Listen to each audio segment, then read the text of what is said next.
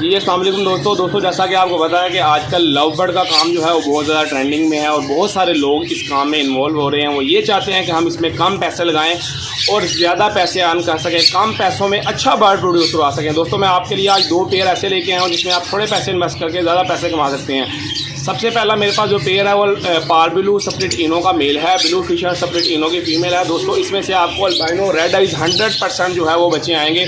अगर आपका एक बच्चा, मैं कहता हूँ भाई, अल्बाइनो रेड आइज का निकल आए तो इसकी कीमत पूरी हो जाएगी। ये पेयर आपको सिर्फ और सिर्फ 10,000 रुपये का मिलेगा।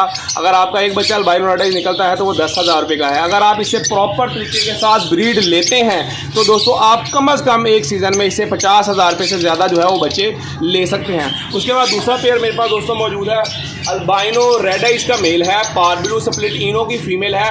इसमें से आपको 6 तरह के बच्चे आएंगे। इसमें से अगर आपका एक बच्चा क्रीमिनो निकलता है तो आपके जोड़े के पैसे पूरे कर देता है। ये जोड़े